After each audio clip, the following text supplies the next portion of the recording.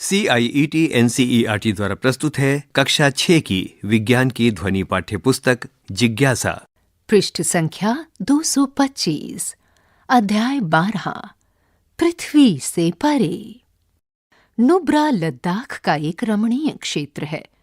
यहाँ के एक गांव में 11 वर्ष की एक बालिका यांगडोल और उसका जुड़वा भाई दोरजे रहते हैं। इस पृष्ठ के ऊपरी भाग में लद्दाख के एक क्षेत्र नुब्रा का खूबसूरत चित्र दिया गया है, जिसमें यात्री ऊंटों पर सवार होकर यात्रा के लिए निकले हैं। उन्हें उनके परिवेश के गगनचुंबी पर्वत शिखरों और हिम नदों से तो प्रेम है, लेकिन जगमगाते तारों से भरे रात्रि आकाश को जानना उन्हें सबसे अधिक प्रिय है। चित्र 12.1। नुब्रा में मौसम लगभग बादल रहित रहता है। यहाँ वायु प्रदूषण एवं प्रकाश प्रदूषण ना के बराबर होने के कारण रात में आकाश बहुत स्पष्ट जान पड़ता है। इस पृष्ठ के मध्य भाग में दाईं ओर चित्र 12.1 दिया गया है, जो कि लद्दाख में एक अत्यंत अंधेरे स्थान से रात्रि आकाश का सौंदर्य दर्शा रहा है। यांगडोल और दोरजे एक के बाद एक कई रातों तक तारों का अवलोकन करते हैं और असीम विस्मय का अनुभव करते हैं। बचपन से ही यांगडोल और दोरजे अपने परिवार के बड़े सदस्यों से तारों के संबंध में रोचक कहानियां सुनते आए हैं। पृष्ठ संख्या 226। उन्होंने सुना है कि प्राचीन काल में साफ आकाश के कुछ विशिष्ट तारे नुब्रा से होकर जाने वाले कारवां के लिए दिशा सूचक का काम करते थे। दोनों बच्चे सोचते रहते हैं कि तारे न जाने कितने बड़े हैं और कितनी दूर हैं। उन्हें तारों के बीच कुछ ऐसे पैटर्न ढूंढने में आनंद आता है जो उन्हें कुछ परिचित वस्तुओं की याद दिलाते हैं। क्या आपने रात्रि आकाश में तारों को जानकर उन्हें उसी प्रकार काल्पनिक रेखाओं द्वारा जोड़ने की कोशिश की है, जैसे हम बिंदुओं और रेखाओं को जोड़कर चित्र बनाते हैं? क्रियाकलाप 12.1। आइए बिंदुओं को जोड़कर पैटर्न बनाएं। बिंदु 1। चित्र 12.2 में रात्रि आकाश के एक भाग में चमकीले तारों को दर्शाया गया है। बिंदु 2।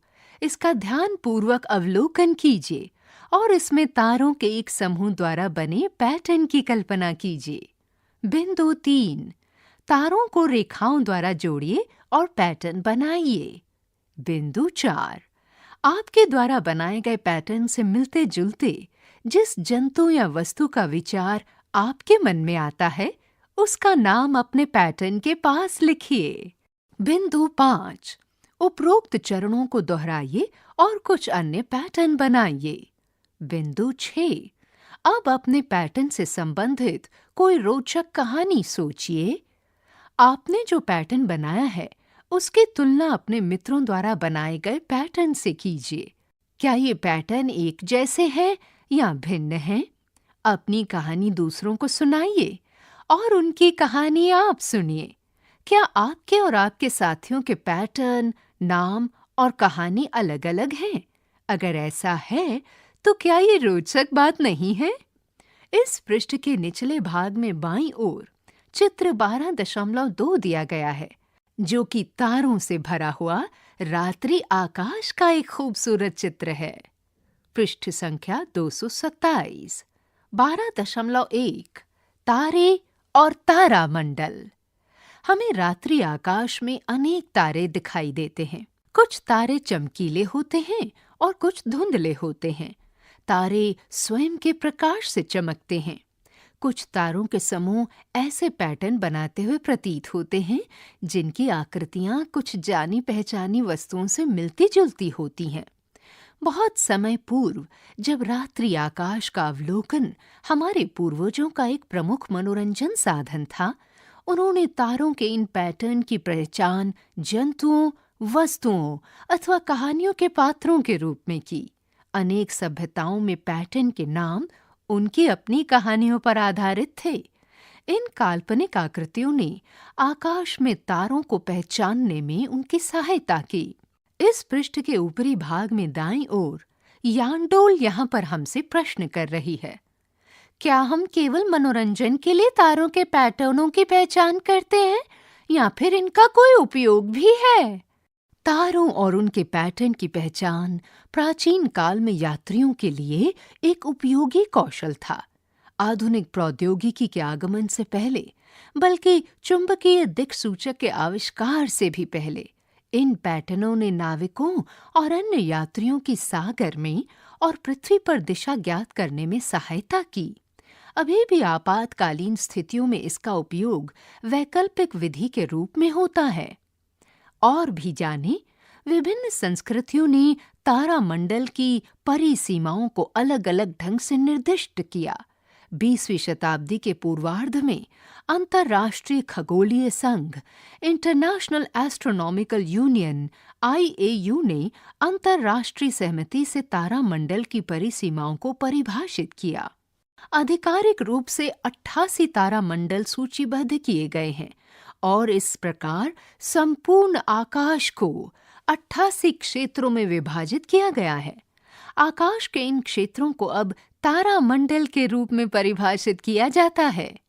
पूर्व काल में तारा समूहों के पैटर्न को तारामंडल कहा जाता था।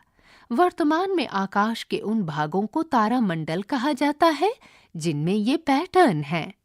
क्योंकि आकाश के इन भागों में प्रायः तारों के पैटर्न की ही प्रधानता होती है, इसलिए सामान्यतः तारामंडल शब्द का उपयोग तारों के समूह के रूप में भी किया जाता है। चित्र 12.3 में कुछ तारामंडल दर्शाए गए हैं। इनकी सहजता से पहचान की जा सके, इसके लिए तारों को काल्पनिक रेखाओं द्वारा जोड़ दिया जाता है। तारामंडल ओरायन को प्रायः शिकारी के रूप में निरूपित किया जाता है। इस तारामंडल के बीचों बीच जो 3 तारे हैं, वे शिकारी की पेटी बेल्ट कहलाते हैं। कुछ लोग कल्पना करते हैं कि शिकारी ओरायन एक बैल तारामंडल वृष या टॉरस से युद्ध कर रहा है तथा ओरायन का कुत्ता तारामंडल कैनिस मेजर उसके पीछे चल रहा है। कैनिस मेजर तारामंडल का तारा लुब्धक सीरियस रात्रि आकाश का सबसे चमकीला तारा है। पृष्ठ संख्या 228। इस पृष्ठ के ऊपरी भाग में चित्र 12.3 दिया गया है, जिसमें कुछ तारामंडल और तारे दर्शाए गए हैं। लाल रेखाएं तारों के पैटर्न दर्शा रही हैं, जबकि हरी रेखाएं आकाश के भागों को दर्शाती हैं। चित्र में दर्शाई गई रेखाएं आकाश में नजर नहीं आती, इन्हें केवल पहचान की सुविधा के लिए बनाया गया है। इस पृष्ठ के निचले भाग में एक और चित्र है, जो कि भारतीय खगोल शास्त्र में नक्षत्रों का एक सुंदर चित्र है। नक्षत्रों के नाम हैं Canis Major, Lubdhak, Ardra, Betelgeuse, Rohini, Aldebaran और कृतिका एलायोडिस। वृष और ओरायन नक्षत्र भी यहाँ नजर आ रहे हैं। और भी जाने, भारतीय खगोल शास्त्र में नक्षत्र शब्द का उपयोग किसी तारे या तारामंडल के लिए किया जाता है, जैसे आर्द्रा नक्षत्र ओरायन तारामंडल में बीटलजूस नाम का तारा, कृतिका नक्षत्र वृष तारामंडल में एलायोडिस नाम का तारा समूह, अल्डेब्रान वृष तारामंडल में एक तारा है जिसे रोहिणी के रूप में जाना जाता है। पृष्ठ संख्या 229। चित्र 12.4 में तारों के 2 पैटर्न बिग डिपर और लिटिल डिपर दर्शाए गए हैं। इसी चित्र में ध्रुव तारा भी दर्शाया गया है, जो कि लिटिल डिपर का अंग है। ध्रुव तारा उत्तर दिशा में अचल दिखाई पड़ता है, जिसकी सहायता से उत्तरी गोलार्ध में उत्तर दिशा की पहचान की जा सकती है। इस पृष्ठ के ऊपरी भाग में बाईं ओर चित्र 12.4 बिग डिपर और लिटिल डिपर तथा ध्रुव तारे का एक चित्र है। चित्र में दी गई रेखाएं आकाश में नजर नहीं आती, इन्हें केवल पहचान के लिए बनाया गया है। और भी जाने, बिग डिपर तारामंडल अर्सा मेजर का अंग है, जबकि लिटिल डिपर तारामंडल अर्सा माइनर में है। भारत में बिग डिपर को सप्तर्षि के नाम से जाना जाता है और पोल स्टार को ध्रुव तारा कहते हैं। क्या आप जानते हैं, तारा मंडलों में तारों के साथ जुड़ी सामान्य क्षेत्रीय कहानियों के अतिरिक्त भारत के अनेक वनवासी समुदायों एवं जनजातियों की भी उनके संबंध में अपनी स्वयं की कहानियां हैं। उदाहरण के लिए, सप्तर्षि के वे 4 तारे जो लगभग एक आयत जैसी आकृति बनाते हैं। मध्य भारत की जनजातियां उन्हें दादी माँ की चारपाई के रूप में जानती हैं और ऐसा मानती हैं कि 3 चोर अन्य 3 तारे इसे चुरा रहे हैं। कोंकण तट के मछुआरे इन्हीं 4 तारों की कल्पना एक नाव के रूप में करते हैं, जिनके अंतिम के 3 तारे उस नाव की ग्रीवा हैं। इस पर दोरजी प्रश्न करता है, हम रात्रि आकाश में इनमें से कुछ तारा मंडलों की पहचान कैसे कर सकते हैं? पृष्ठ संख्या 230, 12.2 रात्रि आकाश का अवलोकन। यदि किसी रात आकाश में बादल न हो तो वहां बड़ी संख्या में आपको तारे मिल सकते हैं। दूसरी ओर, यदि आप किसी बड़े नगर में रहते हैं तो आप पाएंगे कि आकाश कभी-कभार ही साफ होता है और रात्रि आकाश में केवल कुछ तारे ही मिल पाते हैं। ये प्रकाश प्रदूषण, धुएं और धूल की विद्यमानता के कारण होता है। रात्रि के समय अत्यधिक कृत्रिम प्रकाश की उपस्थिति को प्रकाश प्रदूषण कहा जाता है। गांवों अथवा उन क्षेत्रों में जहां प्रकाश प्रदूषण कम होता है, वहां बड़ी संख्या में आपको तारे मिल जाते हैं। ये भी हो सकता है कि आपका घर ऊंचे भवनों और वृक्षों से घिरा हो, जिसके कारण आप अधिक बड़े क्षेत्र का अवलोकन कर ही ना पाते हों। रात्रि आकाश का सर्वोत्तम अवलोकन खुले और अंधेरे स्थान से किया जाता है। क्या आप जानते हैं, विश्व स्तर पर प्रकाश प्रदूषण में वृद्धि हो रही है। अतः रात्रि आकाश के पिंडों के अध्ययन और अवलोकन के आनंद में कमी आती जा रही है। विश्व भर में कुछ अंधेरे आकाश वाले संरक्षित क्षेत्र एवं उद्यान स्थापित किए गए हैं। इन संरक्षित क्षेत्रों में अनुसंधान हेतु आकाश में अंधेरा बनाए रखने के लिए प्रकाश प्रदूषण नियंत्रित किया जाता है। कुछ संगठन प्रकाश प्रदूषण के संबंध में लोगों को शिक्षित करने का काम कर रहे हैं। इस संबंध में यांगडोल प्रश्न कर रही है, हम जिस स्थान पर हों, क्या वहां से अपनी पसंद के किसी तारामंडल अथवा तारे को ढूंढने का प्रयास कर सकते हैं? सभी तारे और तारामंडल पृथ्वी के सभी स्थानों से और वर्ष की प्रत्येक रात में हमें मालूम नहीं पड़ते। उदाहरण के लिए, ध्रुव तारे का पता पृथ्वी के दक्षिणी गोलार्ध से नहीं किया जा सकता। किसी तारे या तारामंडल को पहचानने के लिए आपको ये जानने की आवश्यकता होती है कि ये तारामंडल कैसा है और रात्रि आकाश में इसे कहाँ खोजना चाहिए। किसी तारामंडल के पैटर्न से परिचित होने के लिए आप चित्र 12.3 एवं चित्र 12.4 जैसे चित्रों का उपयोग कर सकते हैं। ये जानने के लिए कि आपकी स्थिति के अनुसार कोई तारामंडल आकाश के किस भाग में और कब आएगा, आप किसी आकाश मानचित्रण ऐप की सहायता ले सकते हैं, जिन्हें मोबाइल फोन पर डाउनलोड किया जा सकता है, या फिर किसी अन्य ऑनलाइन संसाधन का उपयोग भी कर सकते हैं। और भी जानें, तारों, तारामंडलों एवं ग्रहों की मोबाइल फोन से पहचान हेतु स्काई मैप एक अत्यंत सुविधाजनक ऐप है। स्टेलरियम इसी प्रकार का एक अन्य ऐप है। स्टेलरियम का कंप्यूटर रूपांतर अनेक विशेषताओं से युक्त है और इसे निःशुल्क डाउनलोड किया जा सकता है। पृष्ठ संख्या 231, रात्रि आकाश दर्शन के लिए तैयारी। बिंदु 1, वयस्कों के मार्गदर्शन में रात्रि आकाश अवलोकन हेतु किसी खुले और अंधेरे स्थान की पहचान कीजिए। ये स्थान कृत्रिम प्रकाश, ऊंचे भवनों और वृक्षों से दूर कहीं होना चाहिए। बिंदु 2, आप रात्रि आकाश में जिस पिंड का अवलोकन करना चाहते हैं, उसी के अनुसार तिथि एवं समय का चयन कीजिए। बिंदु 3, एक ऐसी रात का चयन कीजिए जिसमें आकाश में ना तो बादल हों और ना ही चंद्रमा दिख रहा हो, विशेषकर तब जब आपको ध्रुव तारा देखना हो, क्योंकि ध्रुव तारा बहुत चमकीला तारा नहीं है। बिंदु 4, आकाश के मानचित्र से युक्त कोई मोबाइल ऐप अथवा जिन तारा मंडलों की आप अनुभूति करना चाहते हैं, उनकी आकृतियों के प्रिंट आउट अपने पास रखना उपयोगी होगा। दिशाएं ज्ञात करने के लिए एक चुंबकीय दिक्सूचक तथा प्रेक्षण लिखने एवं चित्र बनाने के लिए एक नोटबुक भी अपने साथ ले जाना अच्छा रहेगा। सावधानी, रात के समय किसी वयस्क को साथ लिए बिना खुले और अंधेरे स्थान पर न जाएं। बिंदु 5, नियत दिन एवं समय पर किसी वयस्क के साथ उस निर्धारित स्थान पर जाइए जहां रात्रि आकाश का अवलोकन करना है। बिंदु 6, वहां पहुंचने के पश्चात लगभग आधा घंटा प्रतीक्षा कीजिए ताकि आपके नेत्र अंधेरे के अनुसार समंजित हो जाएं। इससे आप रात्रि आकाश चित्र 12.5 का और अच्छे से अवलोकन कर पाएंगे। इस पृष्ठ के निचले भाग में चित्र 12.5 दिया गया है, जो कि रात्रि आकाश का अवलोकन करने के लिए एकदम सही है।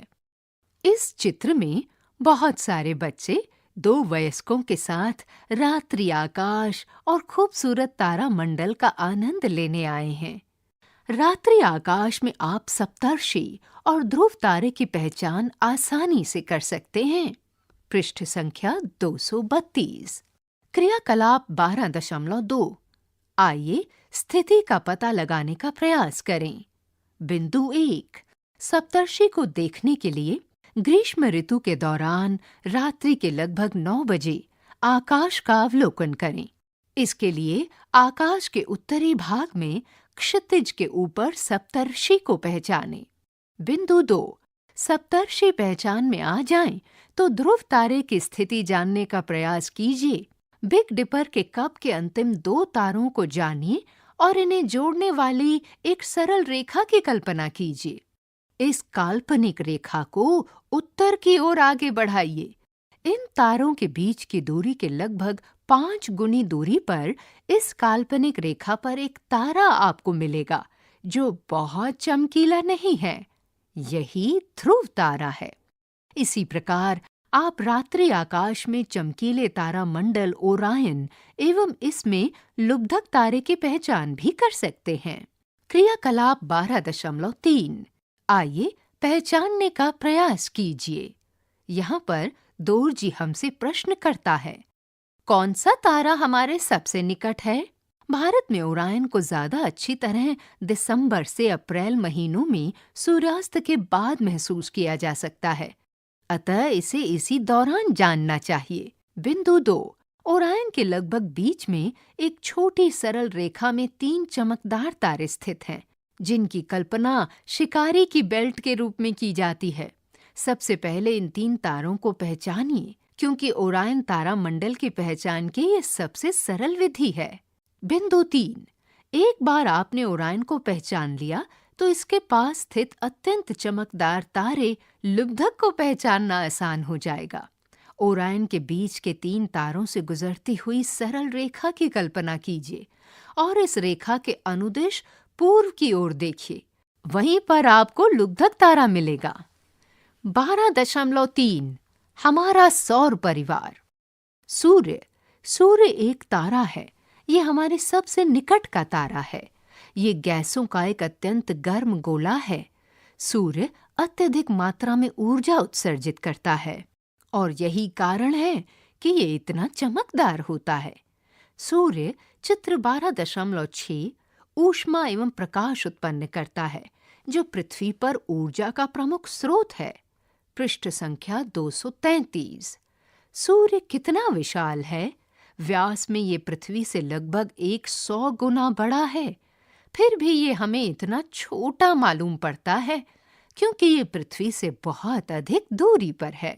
इस पृष्ठ के ऊपरी भाग में उदित होते हुए सूर्य का एक बहुत ही सुंदर चित्र दिया गया है। और भी जानें। पृथ्वी से सूर्य की दूरी लगभग 15 करोड़ किलोमीटर है। ये दूरी एक खगोलीय मात्रक एस्ट्रोनॉमिकल यूनिट या एयू कहलाती है। इसका उपयोग सामान्यतः सौर परिवार में बड़ी बड़ी दूरियों को सुविधापूर्वक व्यक्त करने के लिए होता है। सूर्य को आकाश का सबसे अधिक चमकदार पिंड और पृथ्वी पर प्रकाश एवं ऊष्मा का स्रोत होने के कारण अधिकांश प्राचीन सभ्यताओं में देवता के पद पर प्रतिष्ठित किया गया है। सूर्य द्वारा प्रदान की गई ऊष्मा पृथ्वी को ऐसे ताप पर बनाए रखती है जिस पर जीवन संभव हो पाता है। सूर्य का प्रकाश पौधों की वृद्धि के लिए अनिवार्य है, जो मानवों एवं जंतुओं को भोजन एवं ऑक्सीजन प्रदान करते हैं। सूर्य जलवायु, ऋतुओं, मौसम, जल चक्र एवं पवन का कारण है, जो पृथ्वी पर जीवन के संपोषण के लिए महत्वपूर्ण है। इस पर यांगडोल हमें कुछ बताती है। हमारा सूर्य भी एक तारा है। फिर ऐसा कैसे है कि सूर्य हमें बड़ा मालूम पड़ता है और इसका प्रकाश पूरे आकाश में फैला रहता है, जबकि अन्य तारे रात्रि आकाश में चमकदार बिंदुओं की तरह मालूम पड़ते हैं और दिन के समय तो ये मिलते भी नहीं हैं। अन्य तारों की तुलना में सूर्य हमारे बहुत समीप है, इसलिए ये अन्य तारों की तुलना में बहुत बड़ा मालूम पड़ता है। सूर्य के अतिरिक्त अन्य सभी तारे हमसे बहुत अधिक दूरी पर हैं। वे बिंदुओं जैसे मालूम पड़ते हैं, यद्यपि इनमें से अनेक तारे सूर्य की तुलना में बहुत बड़े हैं। दिन के समय सूर्य की चमक के कारण अन्य तारों को खोज पाना संभव नहीं हो पाता है। पृष्ठ संख्या 234। और भी जाने। सूर्य के बाद हमारे सबसे अधिक निकट का तारा प्रोक्सिमा सेंटाउरी है, जो लगभग 2,69,000 एयू की दूरी पर स्थित है। इसका तात्पर्य है कि इसकी दूरी सूर्य से हमारी दूरी के लगभग 2,69,000 गुना है। दोरजी बोला, क्या आकाश में केवल तारे ही विद्यमान हैं या फिर अन्य पिंड भी हैं जिनकी ओर अभी तक हमारा ध्यान ही नहीं गया है? आकाश में अन्य अनेक पिंड विद्यमान हैं। इनमें से कुछ पिंडों के साथ हमारी पृथ्वी और सूर्य मिलकर सौर परिवार निर्मित करते हैं। इनमें से अधिकांश पिंड सूर्य के चारों ओर घूमते हैं। किसी पिंड का सूर्य के चारों ओर घूमना परिक्रमण कहलाता है।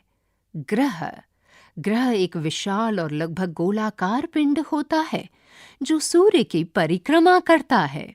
हमारी पृथ्वी भी एक ग्रह है, क्योंकि ये सूर्य के चारों ओर घूमती है, जैसा चित्र 12.7 में दिया गया है। सूर्य की एक परिक्रमा पूरी करने में पृथ्वी को लगभग 1 वर्ष का समय लगता है। पृथ्वी की तरह अन्य ग्रह भी हैं जो सूर्य की परिक्रमा करते हैं। और भी जाने, सूर्य की परिक्रमा करने के साथ साथ पृथ्वी अपने अक्ष पर घूर्णन भी करती है। अपने अक्ष पर एक बार पूरा घूम जाने में पृथ्वी को लगभग 24 घंटे का समय लगता है, जो एक दिन कहलाता है। पृथ्वी की तरह ही अन्य ग्रह भी सूर्य की परिक्रमा करने के साथ साथ अपने अपने अक्ष पर घूर्णन करते हैं। इस विषय में और अधिक ज्ञान आप अगली कक्षा में प्राप्त करेंगे। सूर्य से बढ़ती दूरी के क्रम में सौर परिवार के 8 ग्रह चित्र 12.7 हैं। बुध, शुक्र, पृथ्वी, मंगल, बृहस्पति, शनि, यूरेनस एवं वरुण। सूर्य के सबसे निकट के 4 आंतरिक ग्रह हैं बुध, शुक्र, पृथ्वी एवं मंगल। ये चारों आकार में छोटे हैं। इनकी सतह ठोस और चट्टानी है। पृष्ठ संख्या 235। इस पृष्ठ के ऊपरी भाग में चित्र 12.7 में चित्रकार द्वारा सौर परिवार का निरूपण किया गया है। चित्र को एक पृष्ठ में समाहित करने के लिए विभिन्न पिंडों के आकारों और उनके बीच की दूरियों को उनके वास्तविक आकारों व दूरियों के अनुपात में नहीं रखा गया है, अर्थात चित्र में पिंडों के आकार और उनके बीच की दूरियां किसी स्केल द्वारा निर्धारित नहीं की गई हैं। सौर मंडल के इस चित्र में सबसे पहले क्षुद्र ग्रह पट्टी दी गई है। उसके बाद दिया गया है सूर्य का चित्र। फिर आता है बुध ग्रह, शुक्र ग्रह, पृथ्वी ग्रह, मंगल ग्रह, बृहस्पति ग्रह, शनि ग्रह, यूरेनस ग्रह और वरुण ग्रह के चित्र, जो कि लगातार सूर्य के इर्द गिर्द चक्कर लगा रहे हैं। और भी जाने, प्राचीन काल से ही बिना किसी प्रकाशिक यंत्र की सहायता के केवल आंख से महसूस होने वाले ग्रहों के लिए भारत के विभिन्न भागों एवं भाषाओं में भिन्न भिन्न नामों का उपयोग किया जाता रहा है। उदाहरण के लिए बुध मरकरी, शुक्र वीनस, पृथ्वी अर्थ, मंगल मार्स, बृहस्पति अथवा गुरु जुपिटर तथा शनि सैटर्न आदि। शुक्र प्रायः भोर और संध्या के समय चमकता हुआ मालूम पड़ता है, अतः इसे सामान्यतः भोर का तारा या संध्या का तारा कहा जाता है। हालांकि ये तारा नहीं है, मंगल को लाल ग्रह कहा जाता है क्योंकि ये लाल रंग का मालूम पड़ता है। इसका कारण ये है कि मंगल ग्रह की मृदा का रंग लाल है। पृष्ठ संख्या 236। पृथ्वी की सतह का एक बड़ा भाग पानी से ढका है, इसलिए अंतरिक्ष से ये नीले रंग का मालूम पड़ता है। इस कारण पृथ्वी को नीला ग्रह भी कहा जाता है। सबसे बाहर के 4 ग्रह हैं बृहस्पति, शनि, यूरेनस एवं वरुण। पृथ्वी की तुलना में ये बहुत बड़े हैं और अधिकांशतः गैसों से बने हैं। इन विशाल गैसीय ग्रहों के चारों ओर विशाल चपटी वलयाकार संरचनाएं हैं जो धूल एवं शैल पदार्थों से बनी है। ग्रह अपनी अधिकांश ऊर्जा सूर्य से प्राप्त करते हैं, अतः जो ग्रह सूर्य से जितनी अधिक दूरी पर होता है, सामान्यतः वो ग्रह उतना ही अधिक ठंडा होता है। किसी ग्रह पर यदि वायुमंडल होता है तो वो ऊष्मा को बाहर जाने से रोक सकता है, जिसके कारण उस ग्रह के ताप में बड़ा परिवर्तन आ जाता है। इसी कारण से शुक्र ग्रह बुध ग्रह की तुलना में सूर्य से अधिक दूरी होने के बाद भी उससे अधिक गर्म होता है। और भी जाने, प्लूटो नाम का एक अन्य पिंड भी है जो वरुण ग्रह की तुलना में दूर अवस्थित है और सूर्य की परिक्रमा कर रहा है। इसका आकार पृथ्वी के चंद्रमा के आकार से भी छोटा है। जब इसकी खोज हुई थी तो इसे सौर परिवार का एक ग्रह कहा गया था, किंतु बाद में जब उसके जैसे अन्य छोटे छोटे पिंडों की खोज हुई तो अंतर्राष्ट्रीय खगोलीय संघ IAU ने 2006 में किसी पिंड को ग्रह कहलाने के लिए आवश्यक शर्तों को पुनर्परिभाषित किया। इस परिभाषा के अनुसार प्लूटो सहित इन छोटे पिंडों को अब वामन ग्रह कहा जाता है। यहाँ पर यांगडोल हमसे एक महत्वपूर्ण प्रश्न करती है। वो पूछती है, जैसे हमने तारामंडलों की पहचान की, क्या उसी तरह किसी ग्रह को भी पहचान सकते हैं? ग्रहों में सबसे आसान शुक्र ग्रह को पहचानना होता है क्योंकि ये बहुत चमकदार है। सूर्य और चंद्रमा के बाद शुक्र ग्रह आकाश का सबसे अधिक चमकदार पिंड है। बुध, मंगल, बृहस्पति एवं शनि को भी बिना किसी प्राकाशिक उपकरण की सहायता से महसूस किया जा सकता है। यह ग्रह इतनी अधिक दूरी पर हैं कि तारों की तरह ही चमकते हुए बिंदुओं जैसे मालूम पड़ते हैं। फिर हम इन ग्रहों और तारों में भेद कैसे कर सकते हैं? ग्रहों के विपरीत तारे अधिक टिमटिमाते हुए प्रतीत होते हैं। क्रियाकलाप 12.4। आइए पहचानने का प्रयास करें। बिंदु 1, वर्ष में अधिकतर समय आप शुक्र ग्रह को भोर अथवा संध्या के समय खोज सकते हैं। पृष्ठ संख्या 237। बिंदु 2, अगर आप भोर के समय इसे खोज रहे हैं तो सूर्योदय से पहले पूर्व दिशा में नजर डालिए। बिंदु 4, जब आप संध्या के समय में इसे खोज रहे हों तो सूर्यास्त के पश्चात पश्चिम दिशा में अवलोकन कीजिए। आकाश के कुछ पिंडों को बिना किसी सहायता के केवल आंखों से महसूस तो किया जा सकता है, किंतु द्विनेत्री दूरबीन, बाइनोक्युलर अथवा दूरदर्शक, टेलीस्कोप, चित्र 12.8 नामक यंत्र का उपयोग करने से भी ये अधिक चमकदार और बड़े मालूम पड़ते हैं। यहाँ पर दोरजी हमसे पूछता है, जो ग्रह बिना किसी प्रकाशिक यंत्र की सहायता के केवल आंखों से मालूम नहीं पड़ते, उन्हें मालूम करने के लिए हम क्या कर सकते हैं?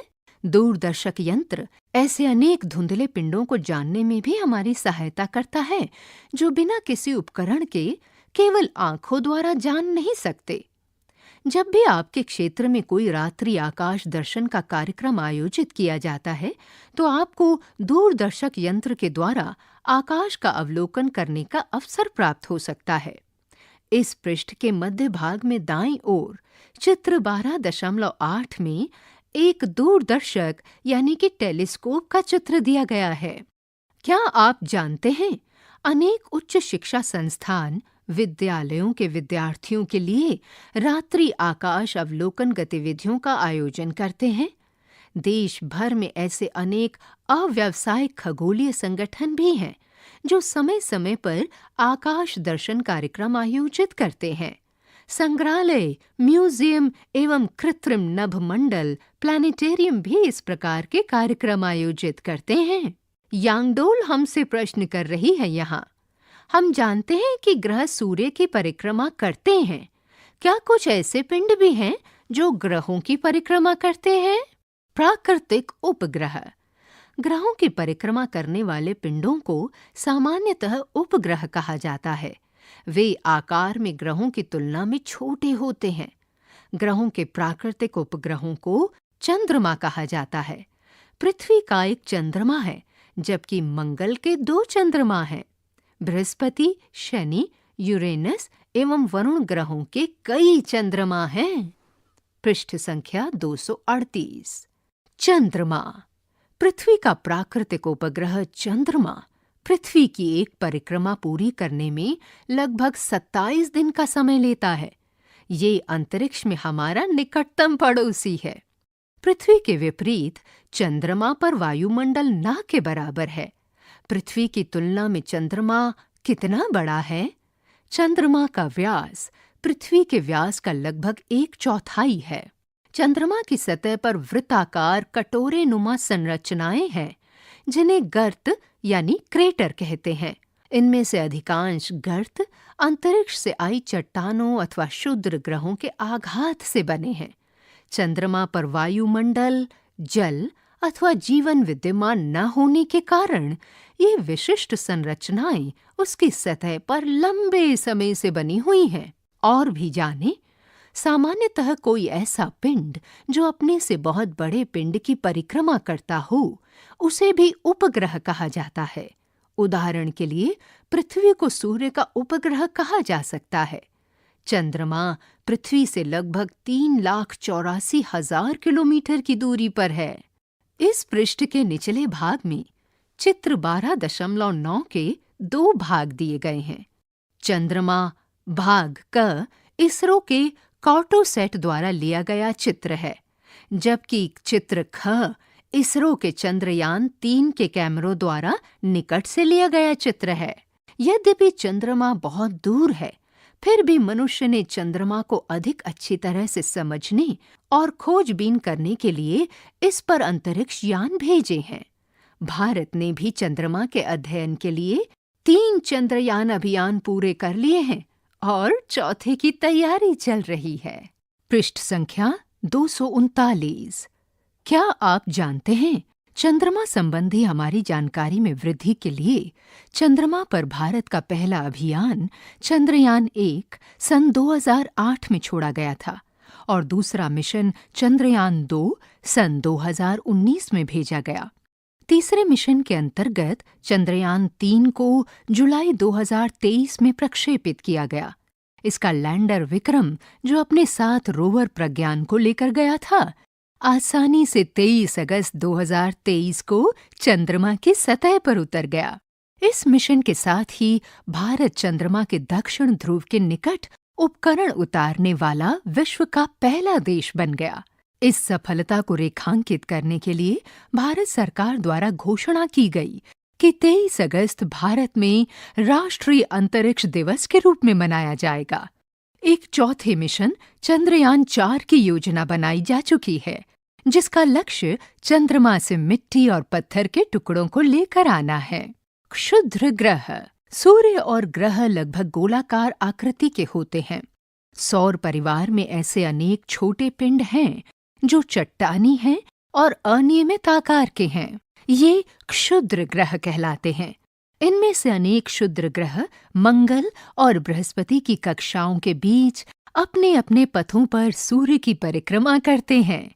ये क्षेत्र क्षुद्र ग्रह पट्टी चित्र 12.7 कहलाता है। कभी कभी क्षुद्र ग्रह पृथ्वी के बहुत पास से गुजरते हैं। और भी जाने, क्षुद्र ग्रहों का आकार 10 मीटर से लेकर लगभग 500 किलोमीटर तक होता है। धूमकेतु। कभी कभी सौर परिवार के बाहरी क्षेत्रों से कुछ आगंतुक पिंड हमारे सौर परिवार में आते हैं। लंबी पूंछ वाले इन पिंडों को धूमकेतु कॉमेट चित्र 12.10 कहते हैं। ये धूल, गैसों, पत्थर के टुकड़ों और बर्फ के बने होते हैं। जैसे ही कोई धूमकेतु सूर्य के निकट पहुंचता है, इसमें जमे हुए पदार्थ वाष्पीकृत होने लगते हैं। ये वाष्पित पदार्थ धूमकेतु की पूंछ बनाता है। जैसे जैसे धूमकेतु सूर्य से दूर जाते हैं, वे धुंधले नजर आते हैं और एक सीमा के बाद उन्हें बिना किसी प्रकाशिक उपकरण के केवल आंख से महसूस कर पाना संभव नहीं हो पाता है। इस पृष्ठ के निचले भाग में दाईं ओर धूमकेतु का एक चित्र दिया गया है, जो कि रात के प्रकाश में चमक रहा है। पृष्ठ संख्या 240। सूर्य की परिक्रमा करने वाले कई धूमकेतुओं का पता लगाया जा चुका है। ये धूमकेतु नियत समावधि के बाद सूर्य के निकट आते हैं। तथापि कुछ ऐसे धूमकेतु भी हैं जो सौर परिवार से पलायन कर जाते हैं। कुछ अन्य धूमकेतु टूट जाते हैं या सूर्य अथवा अन्य ग्रहों के पास पहुंचने पर उनमें गिर जाते हैं। हमने उन पिंडों के बारे में जाना जो मिलकर सौर परिवार बनाते हैं। वो पिंड कौन कौन से हैं? सूर्य, 8 ग्रह, उनके उपग्रह और अनेक अपेक्षाकृत छोटे पिंड, जिनमें क्षुद्र ग्रह, धूमकेतु शामिल हैं, ये सब मिलकर सौर परिवार कहलाते हैं। चित्र 12.7। और भी जाने, एक प्रसिद्ध धूमकेतु हेली धूमकेतु है, जो प्रत्येक 76 वर्ष के बाद आता है। पिछली बार यह 1986 में आया था। संस्कृत तथा कुछ अन्य भारतीय भाषाओं में कॉमेट को धूमकेतु कहते हैं। भारत में विभिन्न जनजातियां इसे पुच्छया तारो, पूंछ वाला तारा अथवा झेंडिया तारो, झंडे जैसा तारा भी कहते हैं। अनेक सभ्यताओं में लोग धूमकेतु से भयभीत होते थे। ये भी माना जाता था कि धूमकेतु अपने साथ दुर्भाग्य लेकर आते हैं। तथापि वैज्ञानिकों का आभार मानना चाहिए कि आज हम जानते हैं कि ये मात्र बर्फीली चट्टानों वाले आगंतुक हैं जो सूर्य के पास से होकर गुजरते हैं। हमारा तारा सूर्य सौर परिवार का सबसे बड़ा और सबसे भारी पिंड है।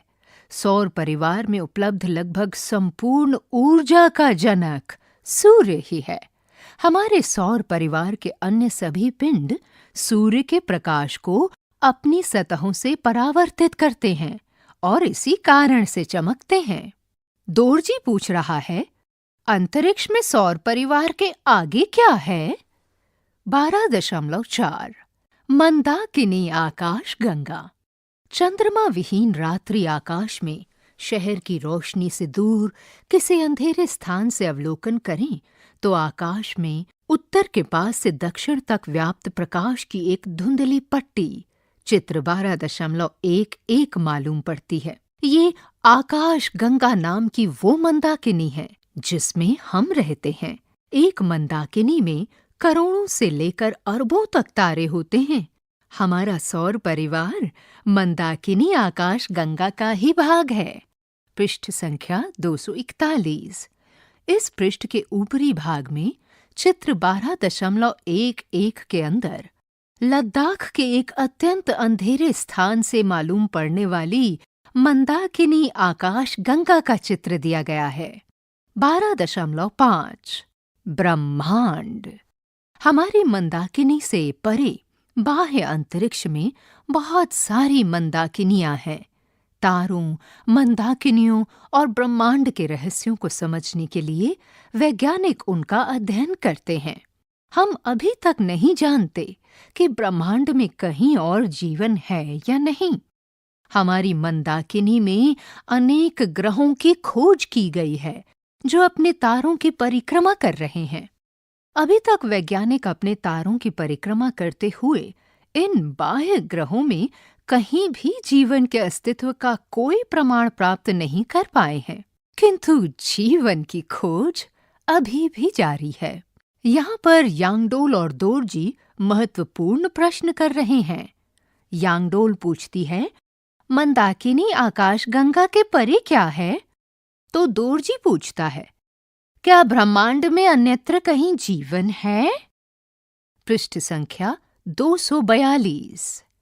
प्रमुख शब्द: क्षुद्र ग्रह, धूमकेतु, तारामंडल, मंदाकिनी आकाश गंगा, चंद्रमा, ग्रह, परिक्रमा, उपग्रह, सौर परिवार, तारे, सूर्य, चित्र बनाना, खोज करना, पहचान करना, अवलोकन करना।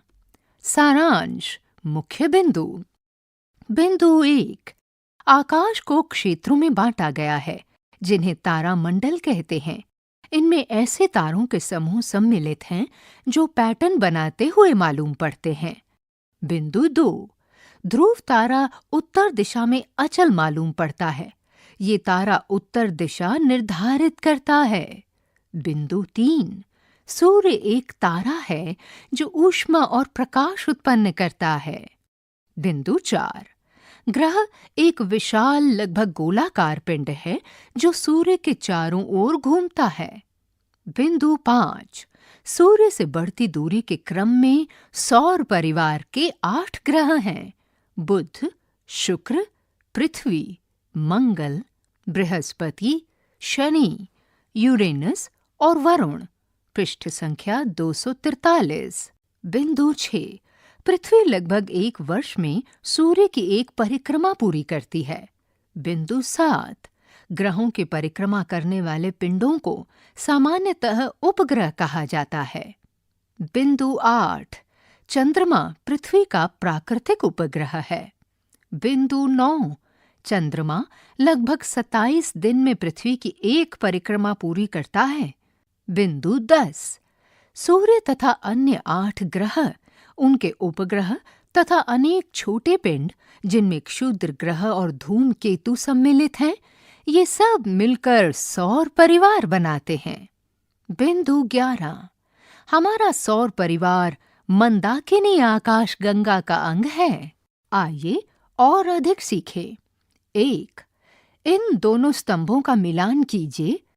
स्तंभ 1 के भाग हैं: 1, पृथ्वी का उपग्रह, 2, लाल ग्रह, 3, तारामंडल और 4, एक ग्रह जिसे सामान्यतः सांध्य तारा कहा जाता है। स्तंभ 2 के विषय हैं: क, ओरायन, ख, शुक्र, ग, मंगल और घ, चंद्रमा। आपको इन दोनों स्तंभों में दिए गए विषयों का सही मिलान करना है। 2, क, इन पहेलियों को हल कीजिए। मेरे नाम का पहला अक्षर मंत्रणा में है, यंत्रणा में नहीं। मेरे नाम का दूसरा अक्षर गगन और सागर दोनों में है। मेरे नाम का तीसरा अक्षर जल में है, जग में नहीं। मैं सूर्य की परिक्रमा करने वाला एक ग्रह हूँ। बताओ कौन हूं मैं? ख, इस प्रकार की 2 पहेलियां आप स्वयं बनाइए। 3, इनमें से कौन सौर परिवार का सदस्य नहीं है? क, लुब्धक, ख, क्षुद्र ग्रह, ग, धूमकेतु या फिर घ, प्लूटो। 4, इनमें से कौन सूर्य का ग्रह नहीं है? क, बृहस्पति, ख, वरुण, ग प्लूटो या घ शनि। पृष्ठ संख्या 244। 5. ध्रुव तारा और लुब्धक में से कौन अधिक चमकदार तारा है? 6. सौर परिवार का किसी चित्रकार द्वारा बनाया गया चित्र 12.12 में दिया गया है। क्या इसमें ग्रहों का क्रम ठीक है? यदि ठीक नहीं है तो चित्र के नीचे दिए गए बॉक्स में उनका सही क्रम लिखिए।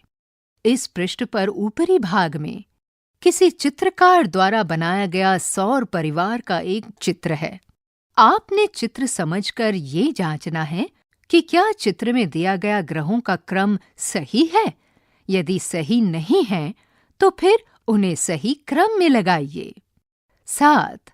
रात्रि आकाश का एक भाग चित्र 12.13 में दिया गया है। बिग डिपर एवं लिटिल डिपर के तारों को सरल रेखाओं द्वारा जोड़िए। ध्रुव तारे को पहचानिए और चित्र में इसका नाम लिखिए। इस पृष्ठ के निचले भाग में चित्र 12.13 में बिग डिपर और लिटिल डिपर के साथ साथ ध्रुव तारा भी मौजूद है। आप इनको पहचानकर उनके नाम लिख सकते हैं। उन्हें रेखाओं द्वारा भी जोड़िए। पृष्ठ संख्या 245। 8. रात्रि आकाश का एक भाग चित्र 12.14 में दिया गया है। इसमें ओरायन तारा मंडल के तारों को सरल रेखाओं द्वारा जोड़िए। तारे लुब्धक का नाम अंकित कीजिए। इसके लिए आप चित्र 12.3 की सहायता ले सकते हैं। इस पृष्ठ के ऊपरी भाग में चित्र 12.14 में रात्रि आकाश का एक भाग दिया गया है, जिसमें ओरायन के तारा मंडल के बहुत सारे तारे हैं। क्या आप तारे लुब्धक को पहचानकर उसे अंकित कर सकते हैं?